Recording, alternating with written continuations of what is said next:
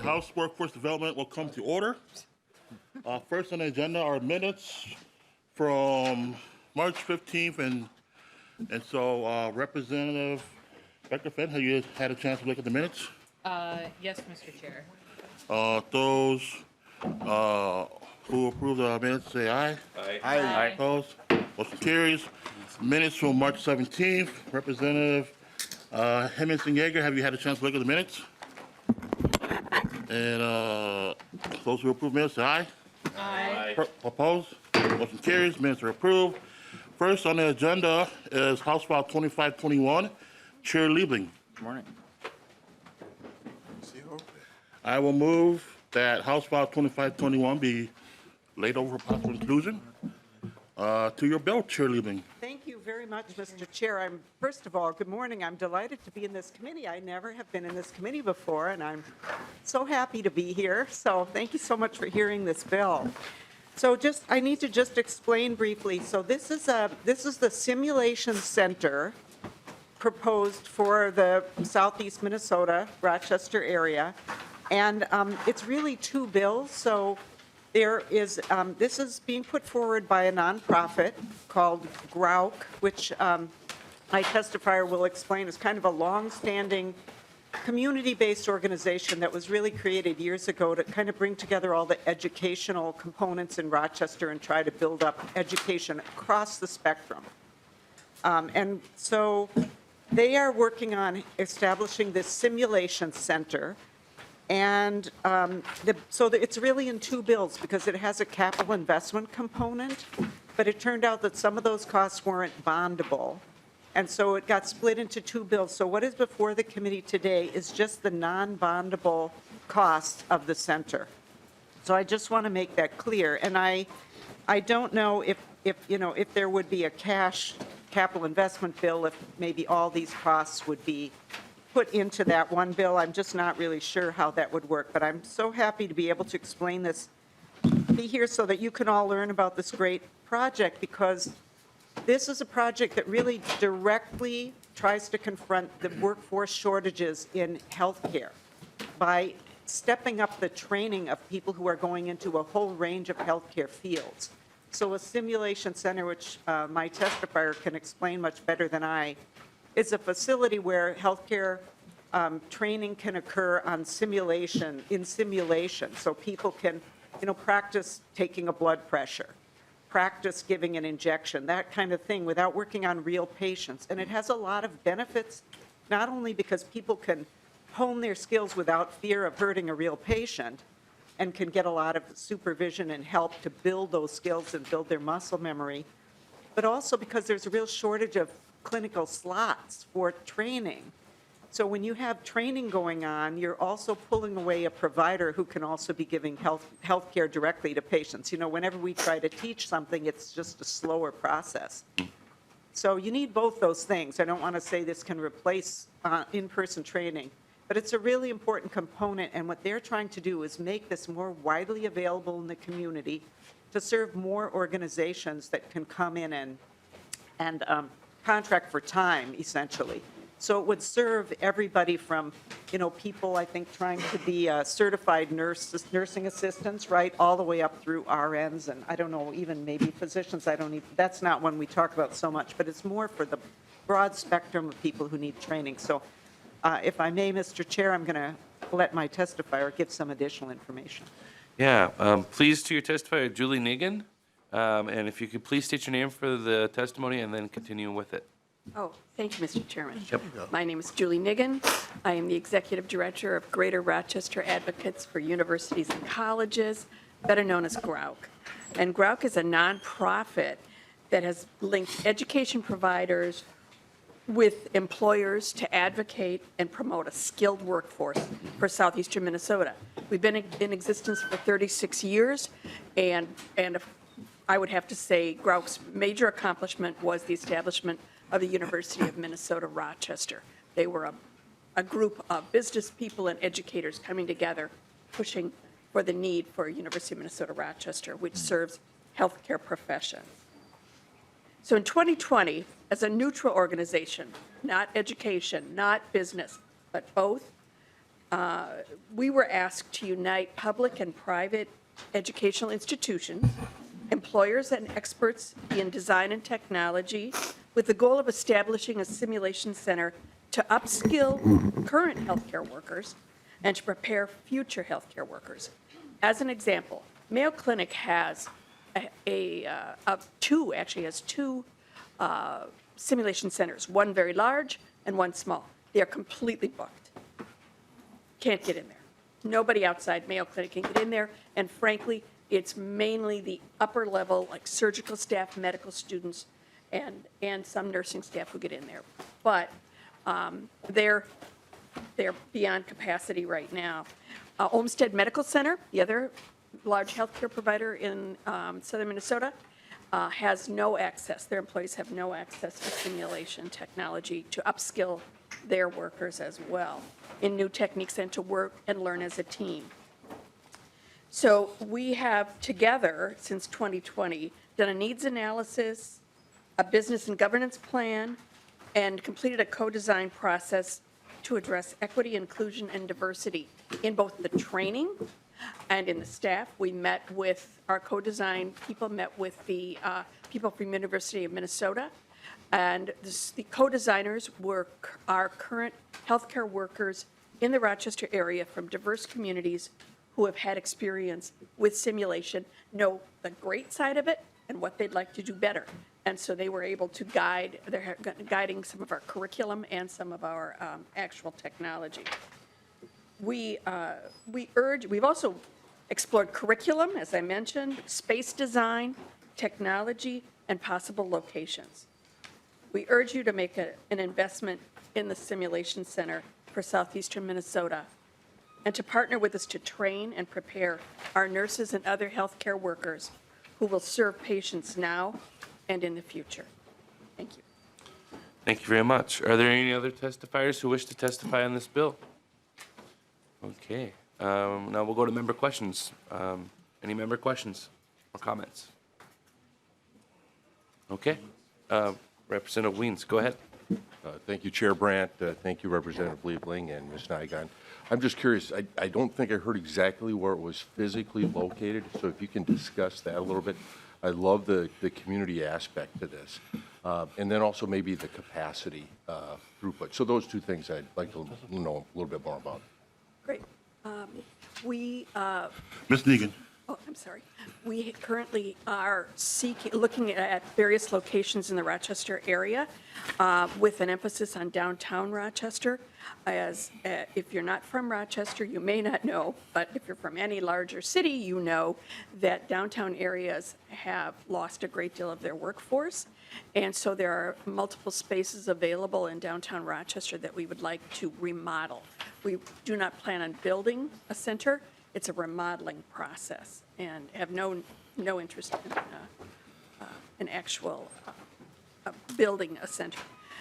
Capacity, we hope to serve 1,250 healthcare workers, at a minimum, 1,250 healthcare workers per year, if not more than that. Because of this, our nursing, schools of nursing that serve Rochester, and there are a number of them, will be able to expand the number of nursing students. Right now, they are limited by clinical space, and their clinicals, 50% of their clinical time can be spent in simulation as opposed to being on the floor with nurse supervisors. So they can expand their numbers that way. Representative Weens. Yep. Thank you, Mr. Chair, and thank you, Representative Liebling and Ms. Nygaard. Thank you. Representative Baker. Mr. Chair, thank you, and Representative Liebling, and to the testifier. I am sorry I was a couple minutes late, but maybe you said this earlier. I know this is a one-time request. I see the ongoing will be sustained with user fees and things. Is there any other partners up in front of this, besides the state of Minnesota, should you get the $3.2 million? Was there other collaborations on the front end to get this going? And again, if I missed that, I apologize. Ms. Negan. Yes, on the front end right now, getting us to this point, we had $0 to do all of this work prior to 2020. Between Mayo Clinic, Olmsted Medical Center, Destination Medical Center, Winona State Foundation, Rochester Area Foundation, we were able to raise the funds to do all of the work that we have done thus far, all the planning and design that we've been able to do, the co-design, the needs assessment, which was, for me, very important. I wanted to make sure we actually needed this center before I put all this time in on it. And it was very obvious after the needs assessment that we did. And also, the business plan was vital. So the business and governance plan is already done. All that was paid for by those partners. As far as going forward, we are certainly seeking state aid. We need significant state aid to make this happen. This is a very grassroots project, completely grassroots. We are honestly approaching some major donors to help with ongoing costs because technology does change and change very quickly. We want to make sure that we can stay up to date. We want to keep our costs down so that it's available for not only for Winona State University and Luther College, but also for Hawthorne Education Center, the Adult Education Center in Rochester, and affordable for them and for the K-12s. So we are seeking ongoing funding. We're also seeking a very sweet rental lease deal. We can't do any of this stuff until we have some major support from the state of Minnesota, frankly. Chair Liebling. Thank you. And Representative Baker, I think you might have missed in my opening where I explained this is really two bills because there's another component in capital investment, but we split it into two because some of the costs weren't bondable. So if there's a cash bill, it may be that the two pieces come together, but right now, because they need costs that can't be bonded for, we have this separate bill. Lead Baker. Thank you, and thank you for that, Representative Liebling. Again, I think that we here appreciate the work and the simulation need. I think that your story was compelling, that, you don't have capacity. You need more space for this. Being a member from the West Central Minnesota area, Ridgewater had a robust nursing program that had the simulator lab and all over the state, and we were cutting edge on that. But I also know technology quickly kind of dries up, and if you don't keep up, you're out of it. And we're kind of getting out of it now, and have been, because again, the technology has gotten so fast. So I know we've made just huge investments in Rochester for good reasons. That's where our hub is for medical care. So again, I just want to make sure that we understand the future, the delicateness of the limited funds that we do have in the state of Minnesota, believe it or not. And I just want to make sure that these are I think, well thought through, and I appreciate the bill today. Thank you. Further discussion. Seeing none, closing remarks, Chair Liebling. Thank you, Mr. Chair, and thank you again for hearing this bill, which I think is really important to the situation we are in right now, which is critical shortages of people to work in healthcare. And I do want to emphasize, this is not just for the top line. This is not a Mayo Clinic project. This is a project that's really grassroots, as Ms. Nigan was saying, and is going to help people. Our Hawthorne Education Center takes people who have not been in the workforce and that don't, people who are coming from other nations who may not have good English skills, and really gives them basic education and then trains them to get that first job. And many of them would be certified nursing assistants and things like that. This would help those people. So this is a very broad-based effort. And I just do want to address, it's true the state invests a lot in Rochester. Rochester is the third largest city in the state, and we have the largest private employer, and a lot of the healthcare activity in the state is generated through Rochester. So, Rochester's not all one thing. And so I just would caution, when I hear that, it's a little bit of a trigger for me, Representative Baker, because I just have to say Rochester's a very diverse community, and it has a lot of different needs, just like the rest of the state. It's certainly like Minneapolis and St. Paul. And so, this is a project that's run by a nonprofit, community-based organization to benefit some of the folks who right now are being left out. So thank you, Mr. Chair, for taking our bill up today. I will renew my motion that House File 2521 be laid over possible inclusion. Thank you, Chair Liebling and Ms. Negan. Next bill is House File 2233, Representative Hanson.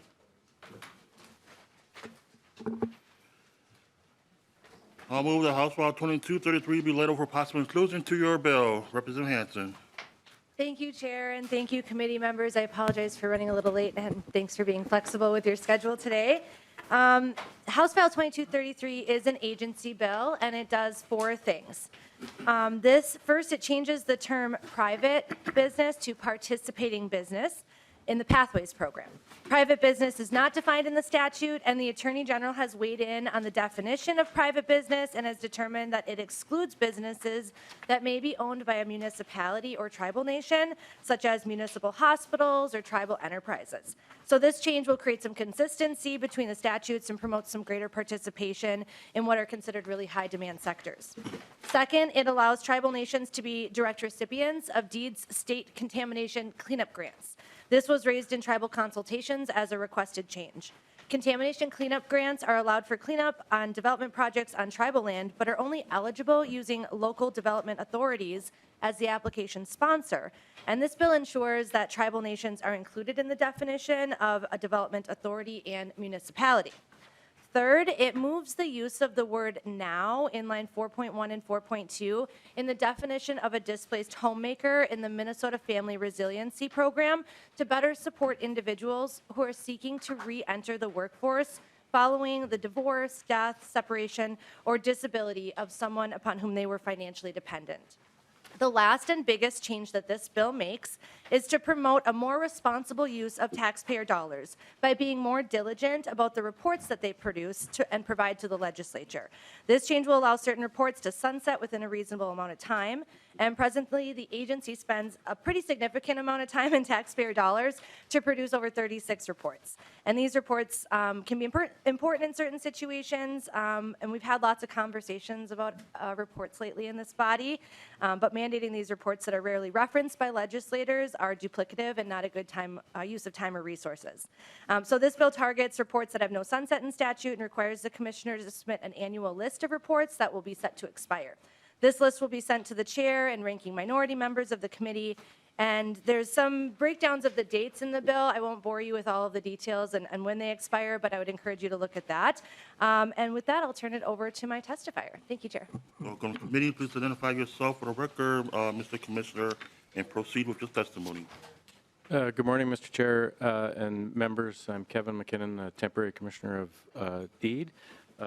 Thank you, Representative Hanson, for the great overview of our policy bill changes. I would just also mention that we've been very thoughtful and in communication with the tribal nations on making some of these changes, particularly in the Pathways program and the contamination cleanup program, along with our work in just changing some of the wording around the displaced homemaker program. As it relates to the mandated reports piece that we're trying to get clarification on, we're obviously not trying to get out of all of these reports unless you want us to. We would submit a number of reports for consideration that the legislature could make depending on their usefulness to you.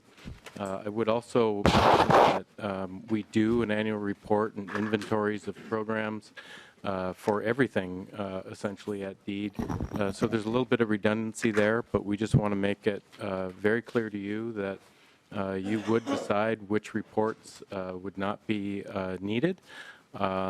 We would submit a list of those that could be considered, but it's certainly up to the legislature to decide which programs we could discontinue doing. So with that, thank you, Representative Hanson. Any questions, I'd be happy to answer. Discussion. Representative Baker. Thank you, Mr. Chair. Commissioner, good to see you in this capacity. Congratulations. Again, and it's very timely that you kind of are able to circle back with us this time of our session work. We have heard. First of all, I appreciate the bill. I think it's good. It's a good cleanup. I think you'll know. I think what we should see and hear for reporting purposes, and so that I kind of get. But this committee this year has heard just countless requests for workforce grants and get us folks trained out of incarceration or youth that are in trouble or at risk. And we've heard so many really good stuff. And I also, recently have been, reading the reports from the OLA and even the Minnesota folks from the Nonprofits Association. They're concerned that we're doing so much, we're not able to keep enough eyeballs to make sure the money that is going out is going to get to the right intent. Can you help us as a new commissioner, kind of give us that oversight? Because this committee is putting a lot of things on you here very shortly. However that decision comes through, can you give this committee some assurances of how you're able to make sure, whether it's either more staff or it's resources or just different ways of looking at things, so when we pass the millions of dollars to folks that are in need of this to get workers out there, how can you help us make sure it's landing in the right place? Commissioner McKinnon. Mr. Chair and Representative Baker, we take this responsibility very seriously, and I think a lot of you have probably heard over the years from various organizations that you work with that maybe there are some issues with how we handle some of this, and primarily around some of the requirements that we put on our grantees. Those are all in place for a reason, and as it relates to how we interact with those grantees, we want to make sure that they understand the process. We want to make sure that they have the capacity to actually administer these grants. That's a big part of what we do on the front end, is trying to help people understand here are the requirements that you're required to do and to report on before we actually even provide money to those organizations.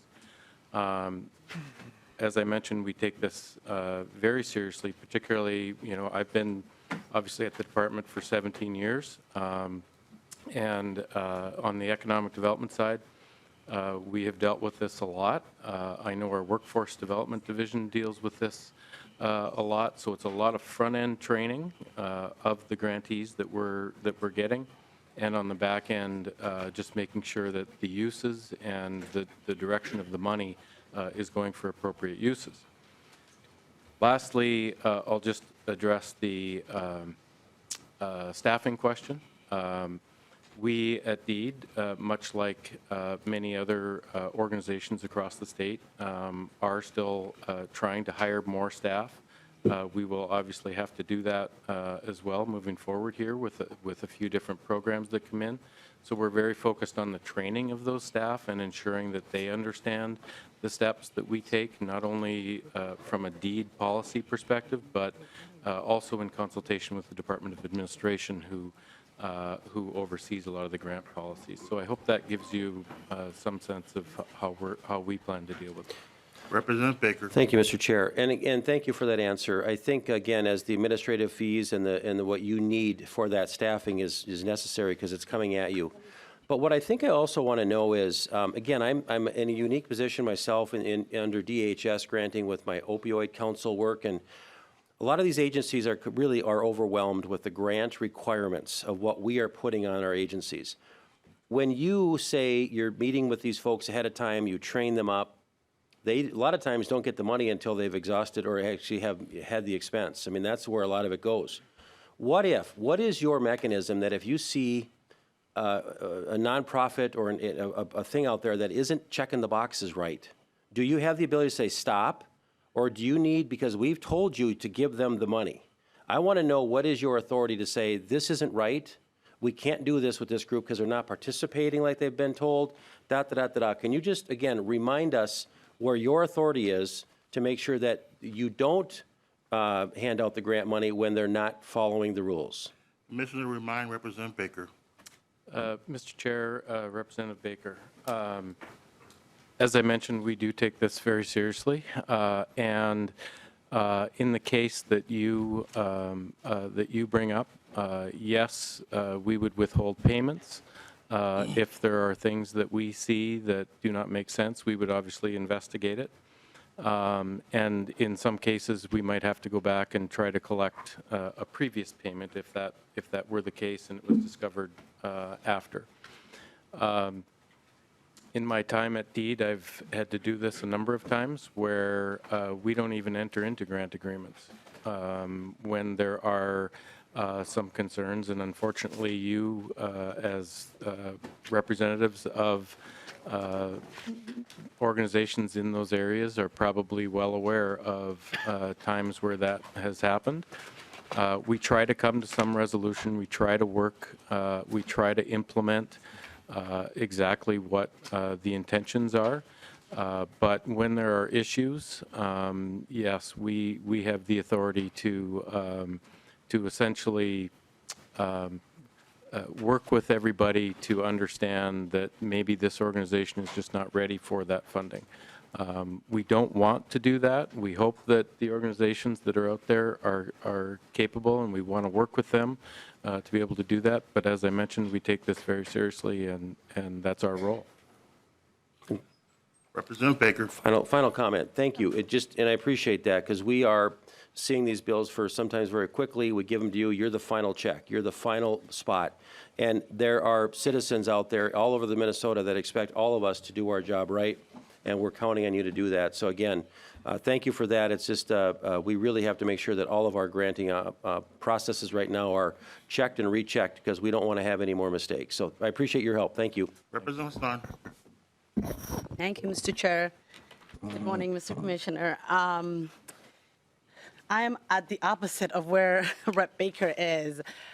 We're hearing from entities that are struggling with these restrictions, that think that there's too many barriers, too many red tapes. So my question is, like, while I'm all for accountability, but I also want to make sure that the resources that we put out to say that is going to go to the community, to support community, because these nonprofits are, you know, they are the firefighters and the frontline workers of our communities, especially, you know, communities that have been disadvantaged are not normally sitting at the table, and not in leadership indeed, or in the spaces that decisions are being made. How can we, like, make sure that there's a peace in the valley with accountability and accessibility? Because I think right now the two are at odds, and I really want to make sure that there is a way that we can get accountability and accessibility both at the table. Commissioner McKinnon. Mr. Chair, Representative Hassan, DEED has some internal policies and how we administer grants, reimbursement-based. About 20% of a grant agreement is related to DEED, okay? 80% of a grant agreement is really Department of Administration, State of Minnesota grant contracting requirements. We work very closely with the Department of Administration. There are some instances where some of those larger issues are a challenge that may or may not be DEED's responsibility. DEED's responsibility is obviously to administer the grant and utilize the rules and program regulations that that the state has for contracting. That, and I take this very seriously too, this is where we have to be able to work with the grantees ahead of time to help them access these resources through the existing policies and programs that we have. And that is a responsibility that we take on.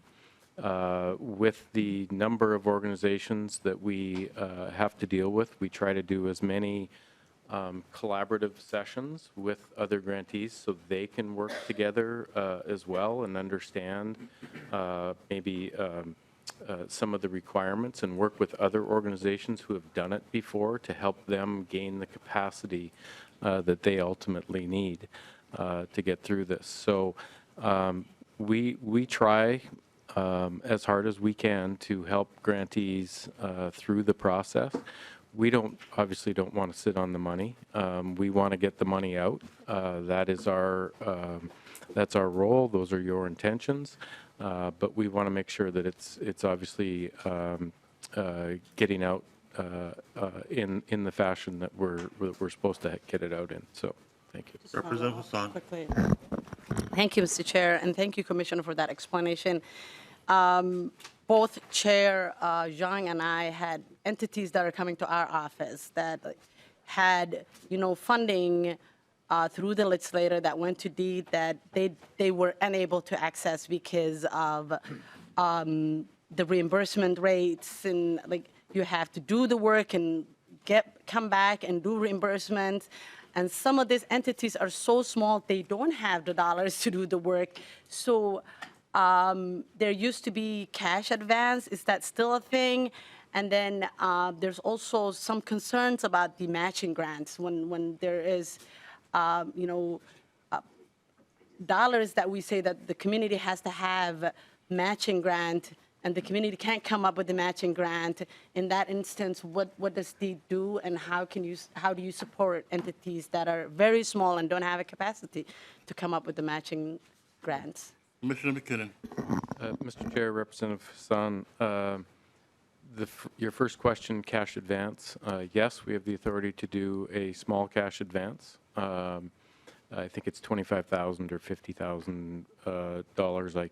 I'm not exactly sure off the top of my head, but in those cases, you do a financial review as per the instructions on how cash advances should work, and basically a risk analysis is how you deal with that. And have we done them? Yes, we have done them.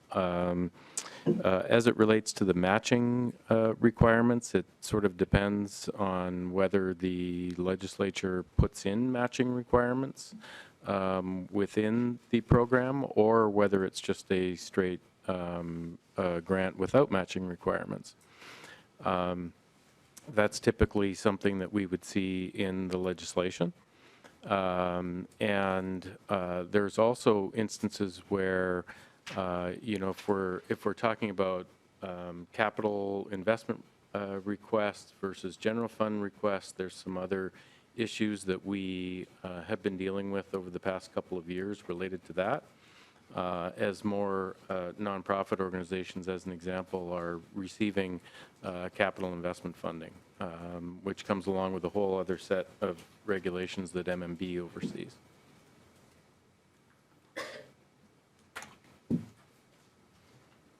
Closing statement, Representative Hanson. Thank you, Chair, and thank you, committee members. I appreciate your time today, and hope you will consider this. Thanks. I will renew my motion on House File 2233 be laid over for possible inclusion. Thank you, Representative Hanson and Commissioner McKinnon. Next is House File 2559, Representative Hussein. I will move the House File 2559 be laid over for possible inclusion. Through your bill, Representative Hussein.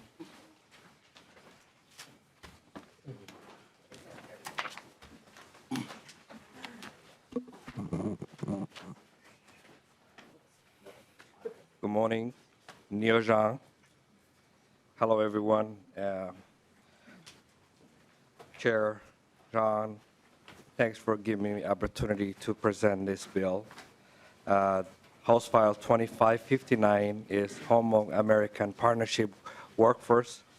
It's known also this organization, HAP. HAP has been a great partnership for the state and Ramsey County for many years in providing not only workforce training, but also providing services for community members. In fact, HAP is the largest social service organization serving in the United States, Southeast Asian community in the country. It's an organization who has a good track record and has been helping not only South Asian, but also helping the new immigrant in the state of Minnesota. While the South Asian community is HAP, it's also serving the member of the 18 nationalities that is in the state of Minnesota. We just celebrated that grand opening for another 2 workforce located in my district. And I'm very excited about the work that they're doing and to help for those community. It's also those two locations is providing both training for CDL training for the bus drivers and heavy mechanical training, which is the bus and trucks and many other equipment. Not only we doing the workforce, also they are providing social services for many of our community and immigrant in the state of Minnesota. And if you would allow me, Mr. Chair, I have a testifier, Manisa Tao, which is the Executive Director for HOP. Welcome to the committee. Mine's Tall. Please introduce yourself for the record and proceed with your testimony. Mine's Tao. Thank you, Chair Jay Shong. Good morning, everyone, Vice Chair Brand and members of the committee. My name is Mainza Tao, and I am the President and CEO of the Hmong American Partnership, or HAP for short. Thank you for the opportunity to share my testimony in support of House File 2559. I want to also let the committee know that we have a number of clients, community members, and community leaders right here as well to attending this hearing this morning. For over 30 years, HAP has served our Hmong and Southeast Asian communities here in the Twin Cities, and our mission has been to help our communities reach their potential by providing holistic wraparound services to help move people from poverty to prosperity. HAP, as Representative Hussein has said, is the largest Hmong and Asian-led organization in the state, serving over 25,000 people annually. Since 1990, we have placed thousands of people into jobs, garnering the credibility and trust from employers, businesses, and post-secondary institutions. HAP provides employment readiness services, job training, job placements to one of the fastest growing populations in our state, the Southeast Asian American population. For the past 2.5 years, we've reached over 150,000 Minnesotans, mostly API and Southeast Asians, through our outreach efforts, job fairs, as well as our social media postings. We've enrolled 748 participants into our jobs training program. Of the 475 participants in a career training track, 70% completed their training, 60% received certification or credentialing. The median wage of our training graduates is $18 an hour.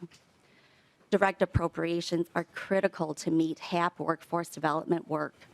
By providing the ability to more quickly deploy resources out into our communities to serve on a broader range level, as well as allowing for customized program elements and innovative approaches that are often not possible in narrow government grant RFPs. And the same accountability measures are in place for direct appropriations as they are for competitive government grants. HAP has been a trusted messenger in our community for over 30 years when it comes to workforce and economic development.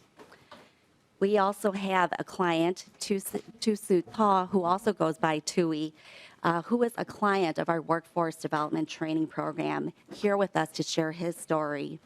Thank you for your time, for your consideration, and we look forward to continuing our good works with the state to ensure that our communities have equitable and accessible programming needs met for workforce development. Thank you so much.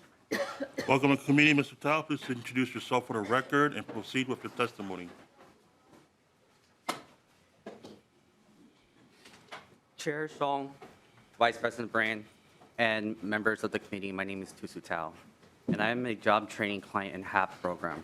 6 months ago, after moving to Minnesota, I was lost and I was looking for a career change that would give me a sense of purpose, provide skills that are transferable, and create opportunity for job security.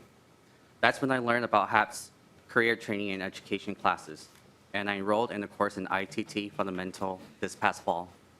While in class, I learned about computer hardware, operating systems, and I discovered that I like working with data and coding.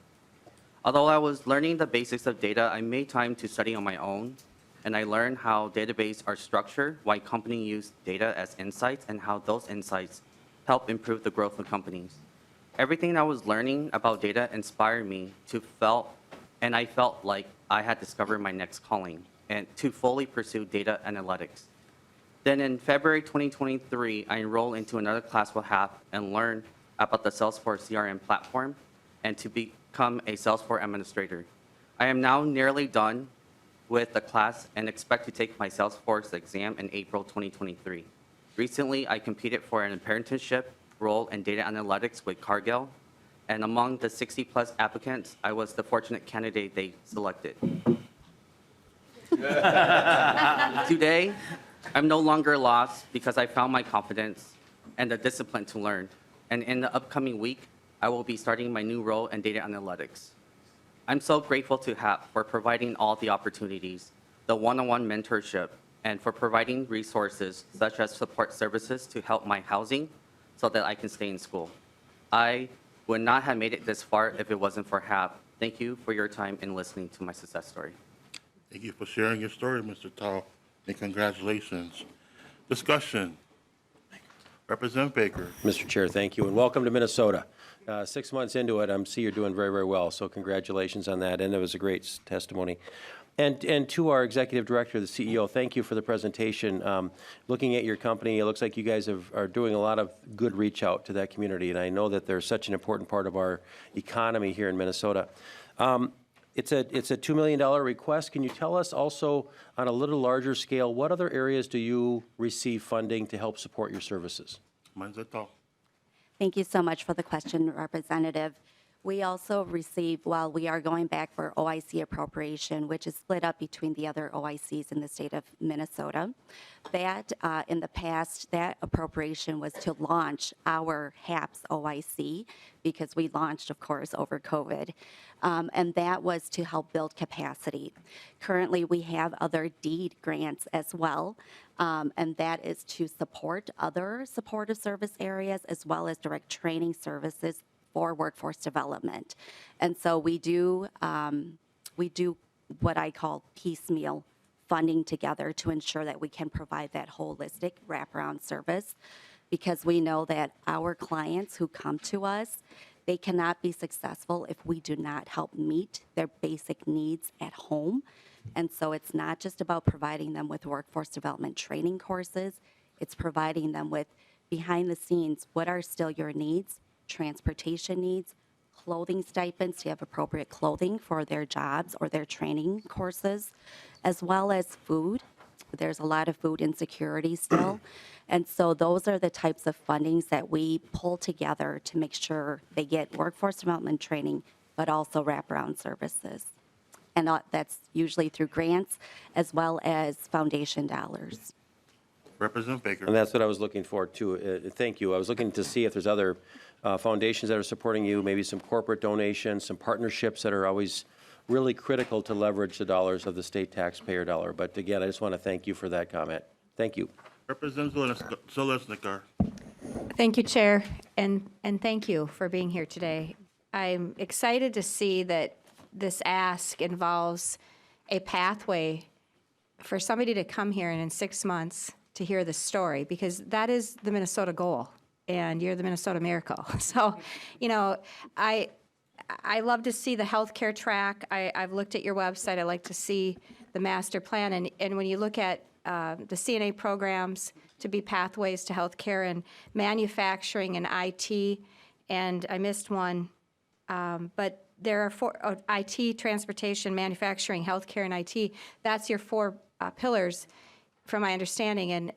And your community is a very hardworking community and a very essential community for the state of Minnesota. So I've had the privilege to work as a CNA with members from your community, and I'm just thrilled to see that you're focusing on future success for everybody, and commend you for that, because it's a very vital part. And this is exciting to see, the success stories, because it's what it's all about. So being able to have family and have your unit and your community be strong, that is the goal for Minnesota. Thank you.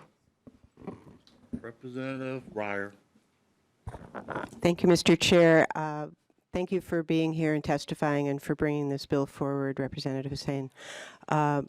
My comment is simply that as a researcher and a person who has advised many, many people starting their careers to go into data analytics, to me, it's one of the most promising directions to go. There will be so much opportunity for growth and new ways of thinking and ways to contribute. So I just want to congratulate you on that. Thank you. Representative Hanson Yeager. Thank you, and I just want to again say thank you as well for bringing this bill. Two things. Welcome to the nerdy side of STEM. I'm a genetics person, so I know all about like the data analytics going forward. It's really promising, so congrats as well. And then two, to kind of speak to your programming, I think it shows success right here, right? Because when you're looking at the whole person and like the holistic of everything around it, that's how we set up people for success. So just want to say thank you for your work. Representative Weems. Chair Zhang, Representative Hussein, and President Tao. Tui, great job. So I'm echoing what everybody said today. We're just very excited, very proud for what the Hmong community has done as they've entered Minnesota over these last 40 years. And starting in St. Paul, I had the good fortune to work with some Hmong people in business, and it was very rewarding. And I like to see this legacy continue. And so I think it's for you, Madam President, what communities, physical communities or locations or cities are available to receive this HAP grant and work through? Is it mainly St. Paul or is it greater in the state? Wichita, because I don't know. Ms. Manzarto. Thank you, Chair. Thank you so much, Representative, for the question and the very kind words as well. You know, COVID has have brought its challenges to our communities, but it's also brought some really great opportunities. Currently, excuse me. Currently, we offer hybrid courses, which means the accessibility is even greater than pre-COVID.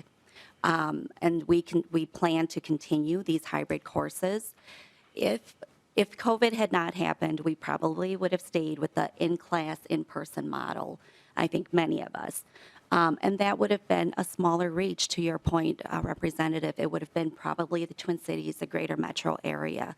However, with our continued plans to stay hybrid, we would be accessible to all Minnesotans. And in the, our vision for the future is to become an accredited OIC. Accreditation is very similar to a higher education accreditation, so very, very intense with due diligence done. But when we get to that level in the next several years, it could potentially open up to national participants as well. Representative Weems. Thank you, Mr. Chair, and thank you. Closing remarks, Representative Hussein. Thank you for listening, for great testifiers, and the executive director who's doing an amazing job. This organization is well known in our state and in our district, and they not only provide an education, they provide training and helping those individuals to find a job. And I'm excited to bring this forward. And this organization and the Hmong community has been an icon for many of our immigrants in Minnesota. And this organization is helping a lot in immigrant, and not only Hmong community, but helping other newcomers in the state of Minnesota. And I look forward working with them, and I would appreciate it if we can have a support in this bill for this cause. Thank you. I will renew my motion that House File 2559 be laid for possible inclusion. Thank you, Representative Hussein, Ocho Manzarto, and Tui Ha.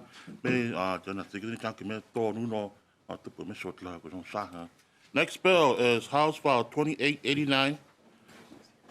Representative Leslie.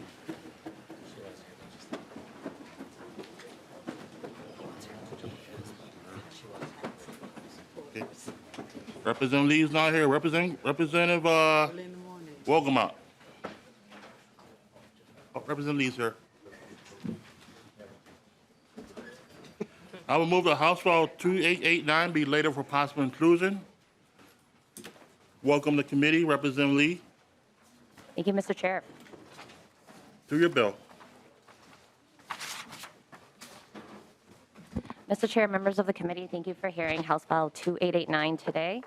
It is a very important bill for my community, and so I appreciate the time. I'm honored to present before you with Pastor Carl Johnson, who is a fixture in our community on the east side of St. Paul and has been feeding our community food for the soul and body for years.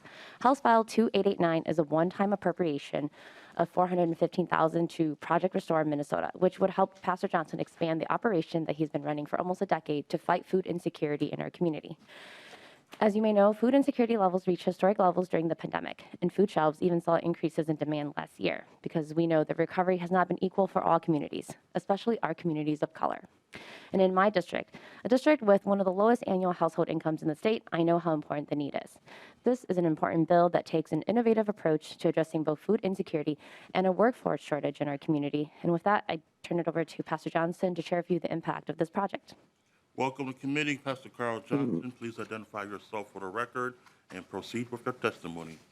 Yes, my name is Pastor Carl Johnson. First of all, I would like to say thank you for all listening and hearing this work of love and labor today. I would like to first read a letter from our caterers. We have been working with Tony and Stacy Moran for 7 years, and they have been feeding free meals to families on the east side 2 to 3 times a week without any kind of breakage in that. And so they've been really passionate about coming into this program that we call the Social Kitchen Fellowship. They will actually be the executive directors of kitchen and training. They have had over 25 years of catering experience. If you ask stories about Tony and Stacy Moran, there have been people who have been married, who have gotten free receptions at their food hall. They have helped families and individuals for longer than I can imagine. And one of the things that they are passionate about is creating more workforce in that community. And so just give me 1 second to get their letter up. We are writing you today to discuss a pressing issue facing the Twin Cities, the lack of food service employees in today's job market. This issue not only affects businesses, but also a significant impact on our community's most vulnerable population, including the hungry and homeless. As you may be aware, many individuals who were released from incarceration struggle to find meaningful employment due to their criminal record. The lack of opportunities often leads to a cycle of poverty and recidivism. However, we believe there is a solution that can benefit both these individuals and the community at large. We propose a program that would provide newly released individuals with the opportunity to learn food service businesses with simultaneously helping to feed the hungry and homeless in the Twin Cities area. This program will not only address the shortage of food service workers, but also provide much needed support to those in need. Many individuals who are released from incarceration have a passion for cooking and could greatly benefit from training in the food service industry. By providing them with the necessary training and support, we can help them transition back into society and build a sustainable future for themselves. Furthermore, this program will have direct positive impact on our community by providing meals to those in need. With the ongoing pandemic and economic hardships, the demand for food assistance has only increased and making the initiative even more crucial. I urge you to consider this program as a viable solution to the shortage of food service workers as a way to support the Twin Cities community's most vulnerable members. We've been working with Pastor Carl over the past few years feeding the community. Thank you for your time and consideration. I would like to also say that not only am I a proponent of the end of food insecurity, we have started a micro grocery store. We feed kids over the summer hot meals within our neighborhood. Do not receive hot meals. They receive cold meals from St. Paul Public Schools. We made sure that that would not happen. We have served during the pandemic over 10,000 burritos a month. And we have made sure that the ecosystem that we are building within our organization directly addresses food insecurity and families that are directly impacted within our community. We work with our St. Paul Public Schools. We work with other nonprofit organizations such as Every Meal. We work with Indigenous Root. We even have support from local grant writers such as Eastside Funders Group. And even our chair at one time had one of our meals before he was the great Chairman Jay Zhong. So I would like to just thank you for hearing our proposal, and we know that this is a smaller proposal to the ones that you've seen, but we are greatly impacted by the workforce development that is happening within our city, and we do not want to see a debt in the east side for those who need to not only be hungry, but also have a fledgling career that can take them to newer heights. Discussion. Representative Baker. Thank you, Mr. Chair. And again, love the programs that are bringing folks into the culinary arts. I appreciate this bill, Representative. And again, we talked about a little bit of one of these last week as well with our ProStar program. But again, this is a great career pathway for people if they want to start in the culinary arts.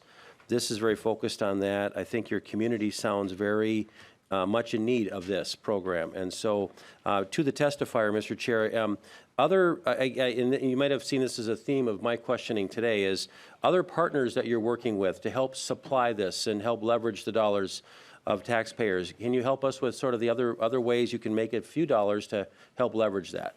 Yes, we are in conjunction with St. Paul Minneapolis Foundation. We fill out grants. We have personal donations.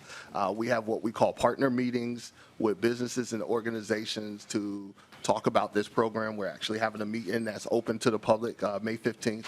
So our program is one program that involves community. And so we do, in our program, we do what we call transferable skills.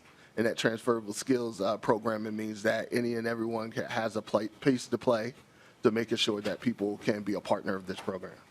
Representative Baker. And thank you, Mr. Chair. Sounds great. I wish you all the best. Thank you very much for coming today. Representative Cynthia Muro.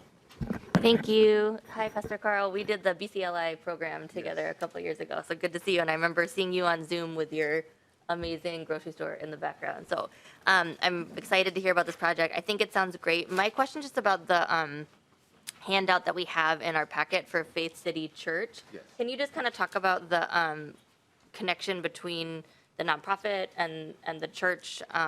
Just because I think as the government, we're not allowed to, fund religious organizations. So if you could just explain a little bit more about that. Yes, we understood that, and so this programming is out the scope of Faith City Church.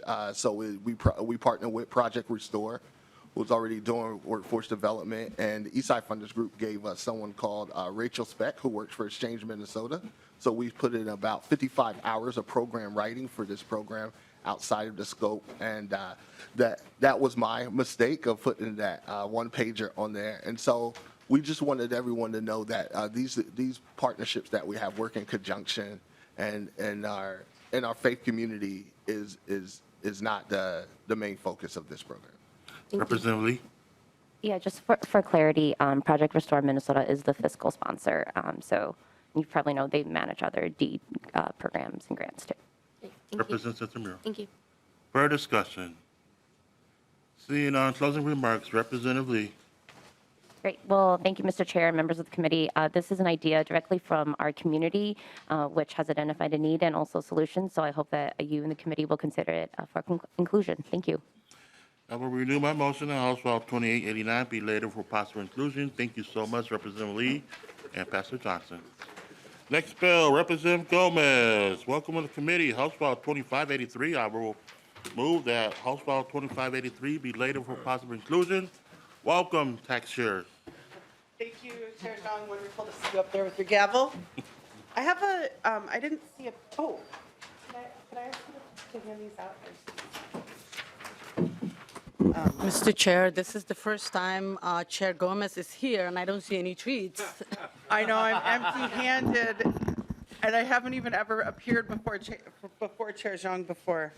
We'll have to, Chair Gomez, I expect my tax bill to pass. My request as well. Thank you.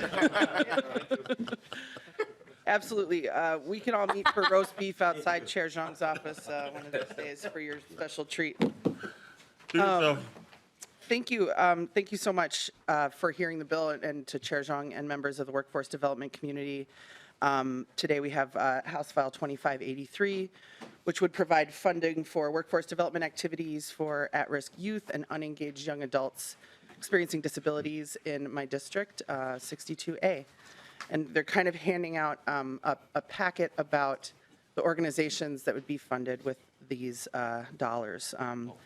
So my district's home to a diverse population of underserved youth and young adults, many of whom face significant barriers to employment. The unemployment rate, as I'm sure you have discussed over and over in this committee, although overall when you look at it, it's really low in Minnesota compared to other states. When you disaggregate that data, young people with disabilities, people of color, particularly Black people, are really have experienced high rates of unemployment, even in the current economy where we're always hearing about the workforce challenges. So that's a real disconnect that we need to figure out how to knit together if we really expect to address our workforce shortage. So that's the effort of this bill is to help to create some of those connections.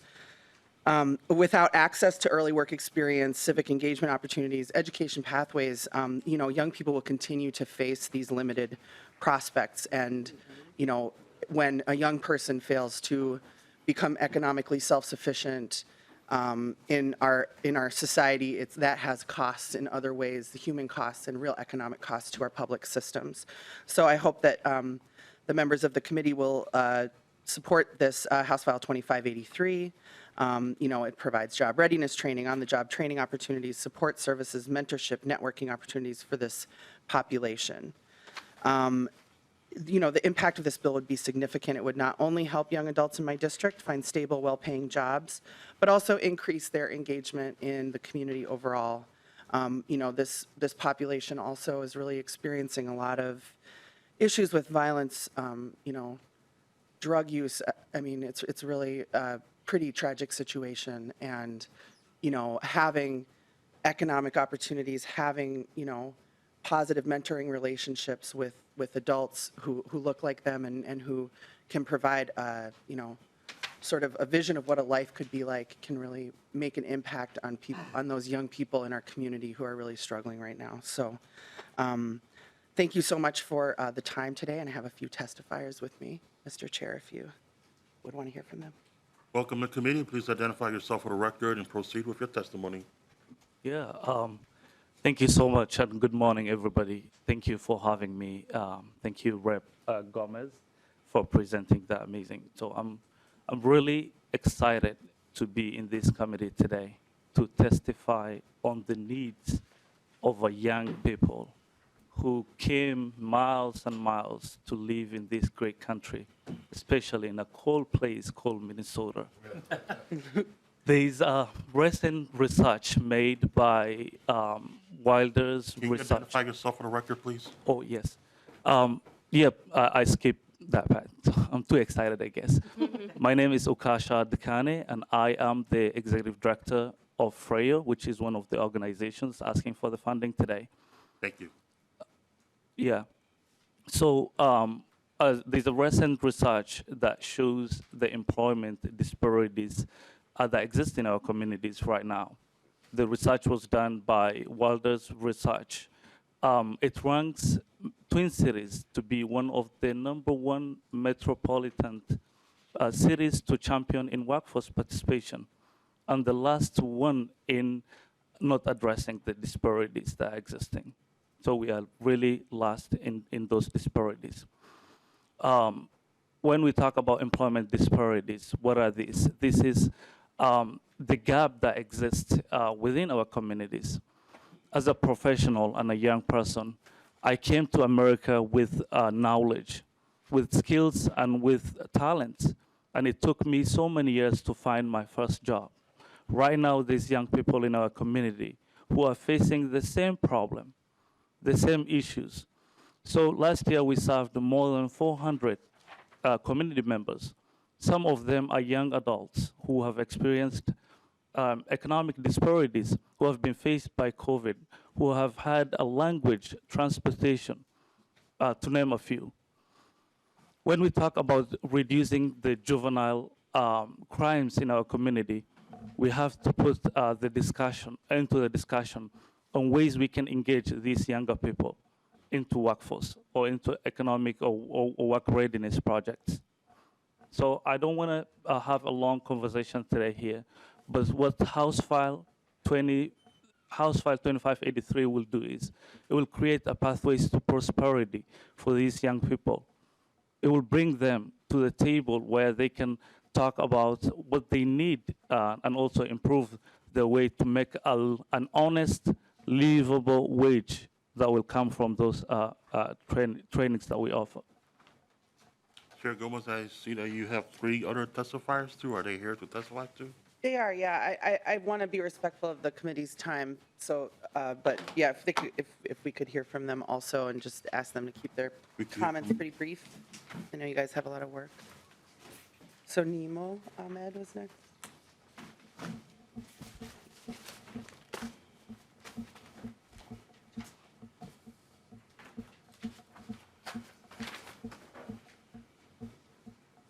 Welcome to the committee. Please identify yourself for the record and proceed with your testimony. Hi, my name is Warda from MNCAPD. I'm a manager there. I won't take up too much time.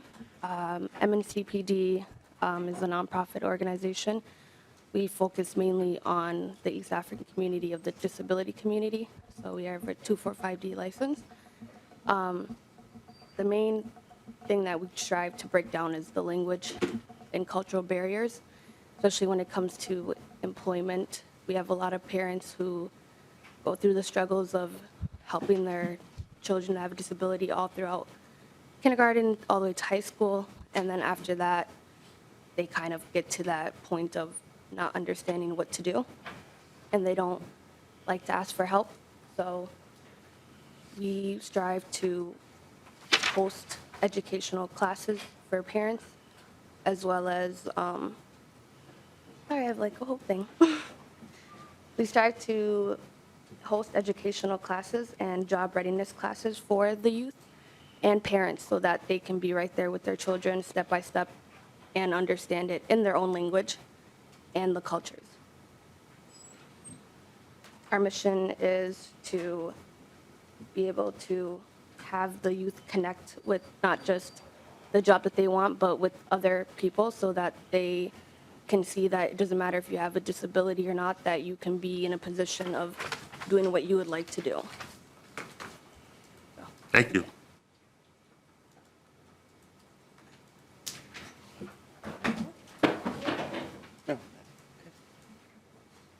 Did your testifier want to testify? Is that it? Oh, okay, yeah, that concludes the witnesses. Okay, discussion. Representative Hassan. Thank you, Mr. Chair. Thank you, Chair Gomez. You and I share a district that is very diverse. It's a wonderful district, but we're also like blessed with a lot of challenge. We went through the murder of George Floyd, the civil unrest, and COVID-19 impact. And what COVID-19 actually did is not like really bring more challenge. It just highlighted the inequities that already existed in our system, the disparities that, you know, some of us have been talking about many, many years, that people thought that we were crazy because, or we were exaggerating. But it exacerbated those inequities. And when something like, you know, the civil unrest and combined with COVID-19, combined with a community that was already, you know, struggling, when you put all of that together, you have a chaos. And our community is beautiful, it's resilient, it is, people say PTSD, but I say continuous trauma because the issues don't end. So in order for you to like go through PTSD, you have to like be done with trauma and then you start healing. Our communities are in continuous trauma, whether it's police brutality, poverty, opioid, you know, our relatives who are experiencing homelessness. It doesn't end. I was just reading this weekend, the Minnesota Demographic Center just released their 2023 report. Specifically, the East African community is the youngest community in the state of Minnesota. 50% of that community is under the age of 18, and it's also the poorest community.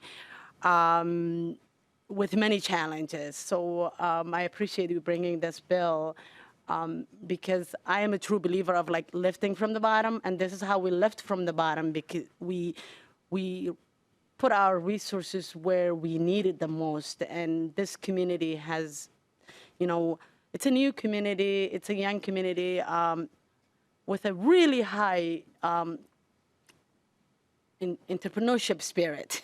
Every person that I talk to says that they want to be their own boss and they want to do, they have the American dream locked in their head. It's just that a matter of providing the resources, providing the skills, and providing what they need to get to where they're going. And this is how you do it. You provide the resources and equip people with what they need in order to help themselves.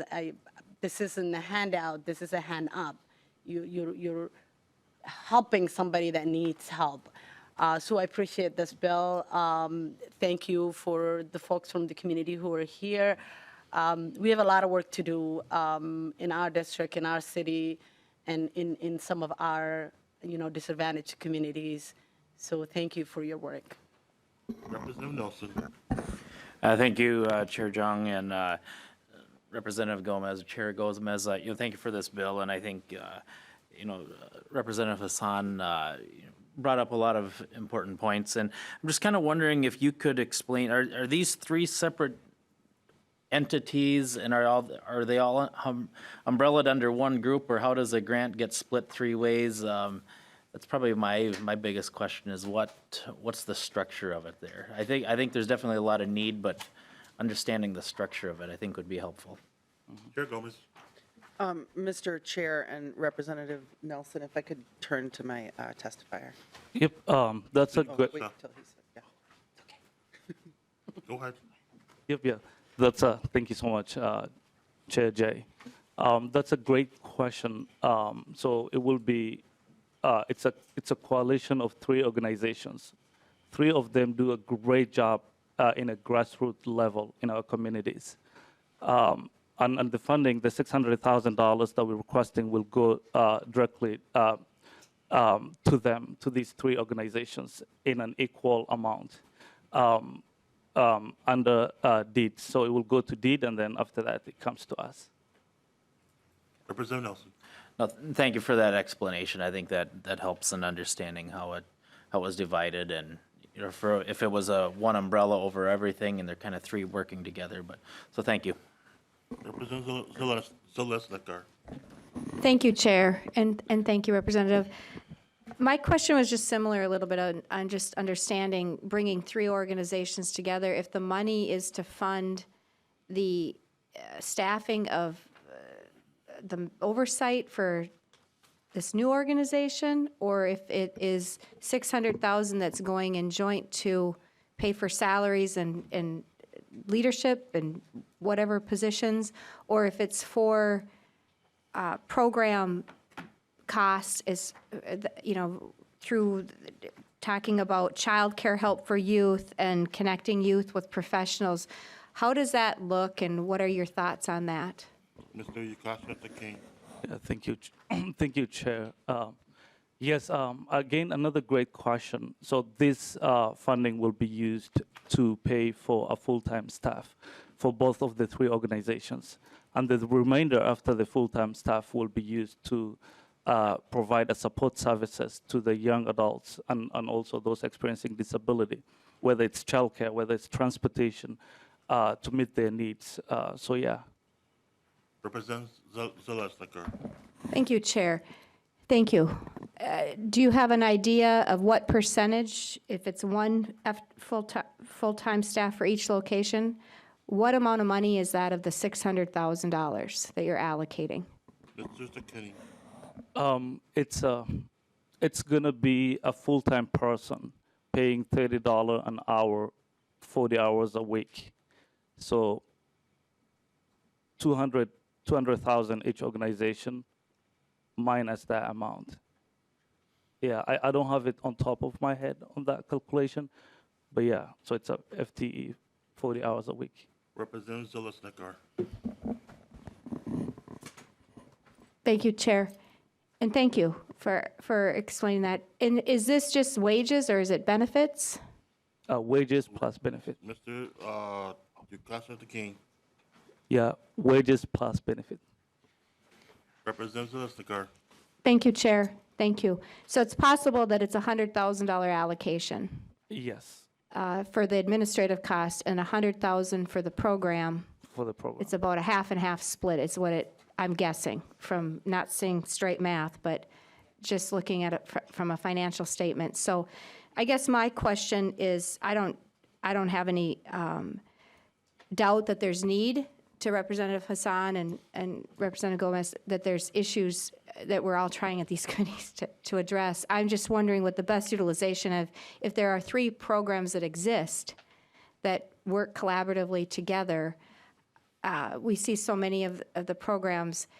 To me, I'm just asking the question, is the better use of money to assure more money gets to the child care, gets to the scholarships versus adding more administrative staff? So that is just something I'm asking in my mind to understand, so thank you. Further discussion? Seeing none, closing statement, Representative Chair Gomez. Thank you so much, Chair Zhang and members of the committee, and thanks for the discussion. I think that my sister district representative said it better and more eloquently than I could. She described, you know, the kind of blessing and the challenge, and I think that is, you know, what we're asking for an investment in from this committee today is you know, recognizing that there is, you know, as Representative Hassan talked about, amazing potential entrepreneurial spirit. There are all of these young people who are here. They are you know, future leaders and our future workers in our state. And you know, if we don't, when we have this, you know, workforce challenge and BIPOC communities who are disproportionately experiencing unemployment and shut out in various ways and need, you know, the investment. And I appreciate Representative Zalesnikar's questions. And we know that sometimes it's like a lot of times what these staff are doing is working directly with the impacted communities and being that bridge and, you know, sitting down with young people and making sure that, you know, that they have what they need. And so it's not, so adding staff and adding human capacity to these organizations isn't just administrative, right? Because that's a small portion of what they do. You know, they also like provide in these small organizations that are kind of doing a lot with a little. The staffing is partly about administration, but it's also really partly about direct service provision. So so I just really appreciate the consideration and providing us with this chance today. Thank you, Mr. Chair.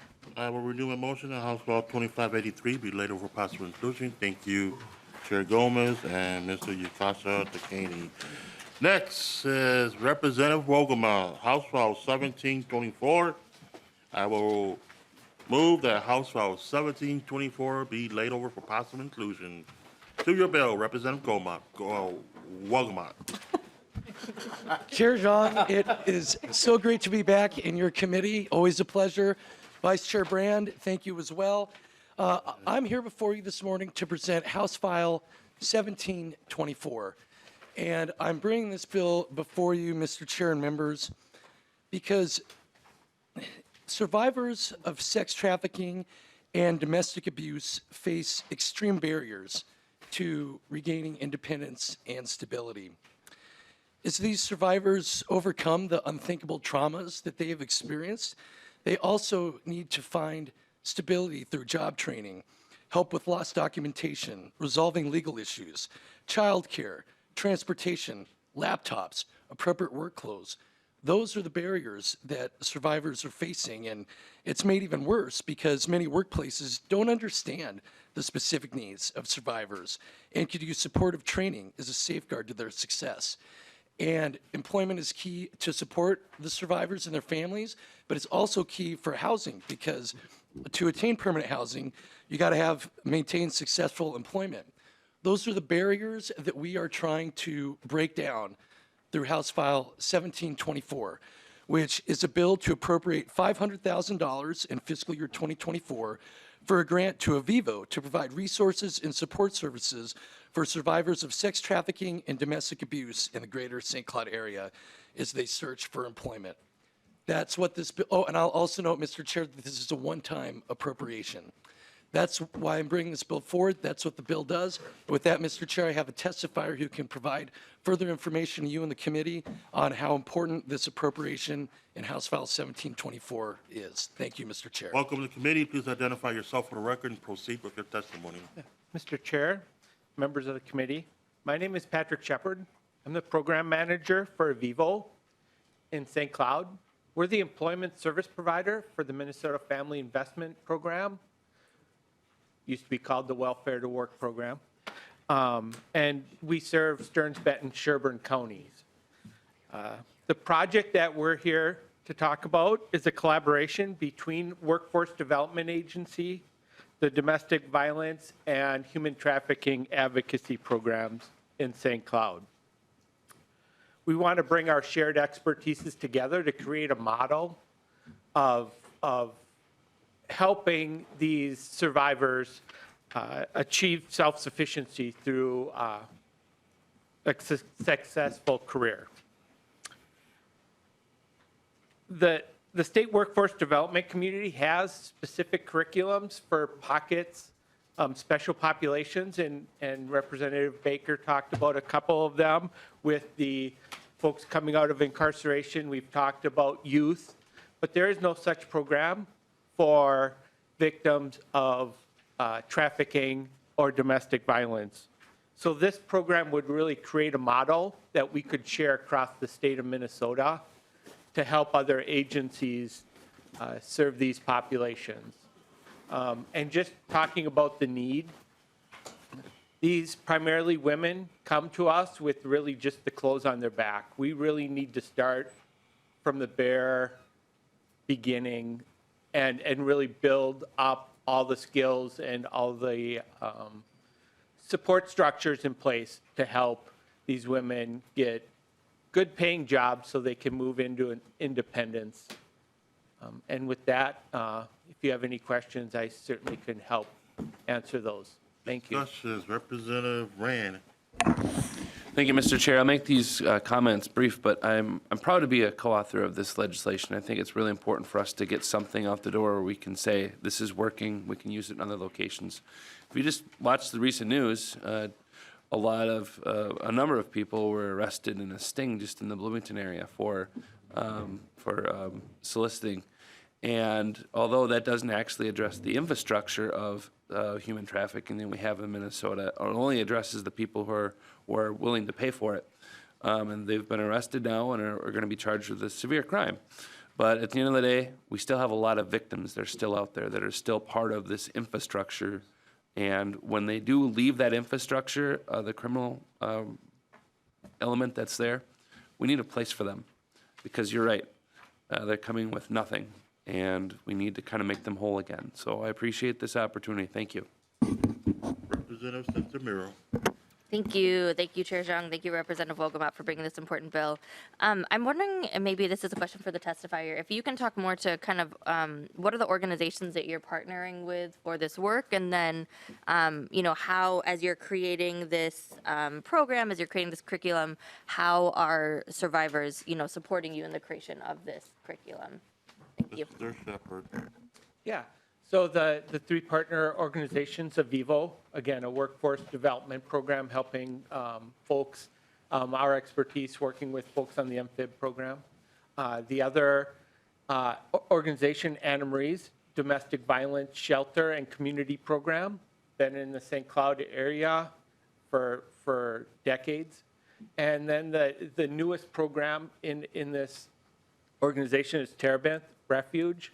It's was established 4 or 5 years ago to help with that human trafficking that we saw as a need. So these are established organizations with staff that work very closely with the populations we serve. So certainly the survivors would have a voice in the creation of this. What do they need and how can we support them?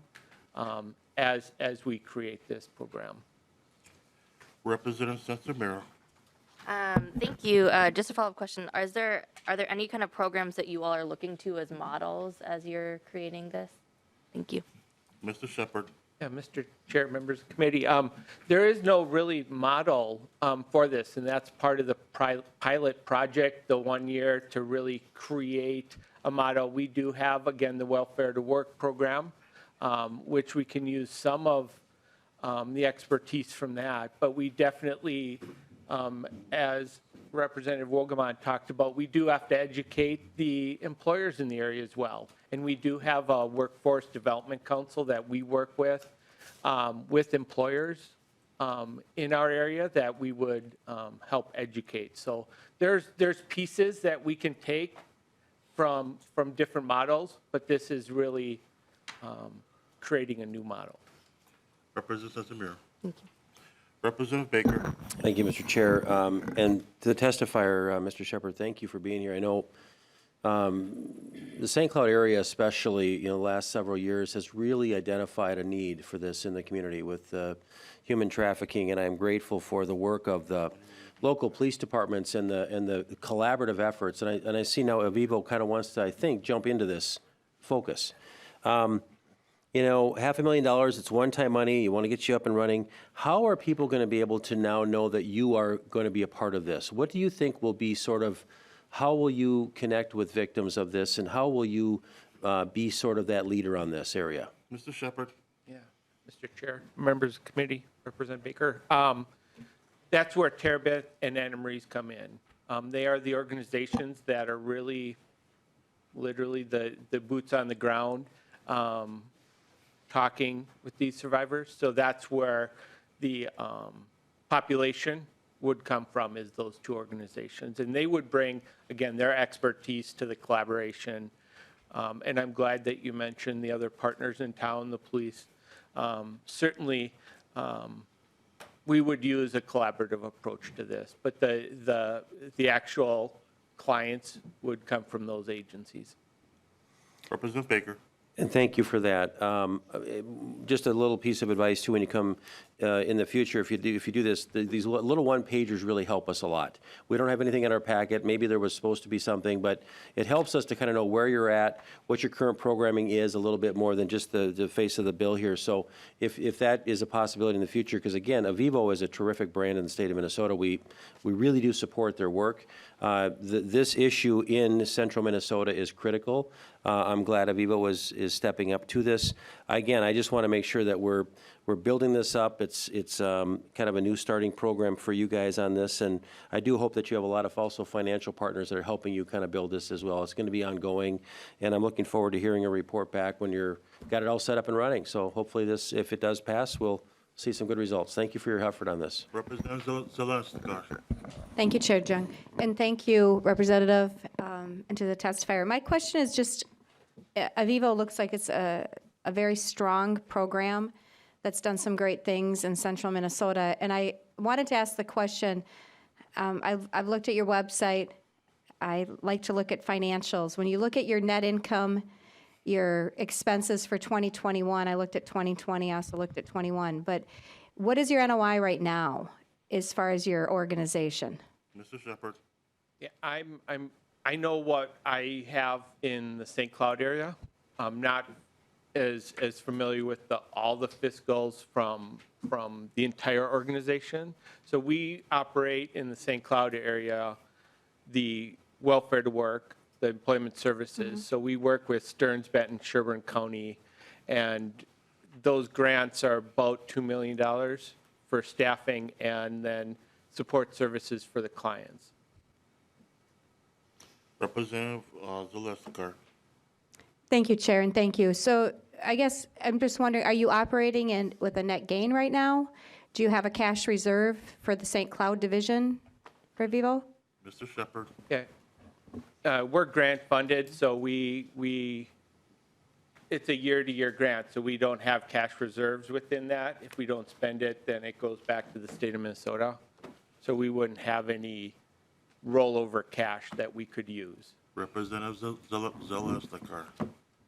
Thank you, Chair, and thank you. So I guess my ask would be to just make sure that if we're using all the grant monies that are coming in, that the oversight would be to look at, this is clearly a big issue. And so Avivo has done a great job, but there may be another area within your programming that you find, and that's where a report, I think, is helpful to see usage and money expended for different programs, because you've done things with homeless and many other programs. But sometimes, just like in private business, one thing will go down and you move money to another.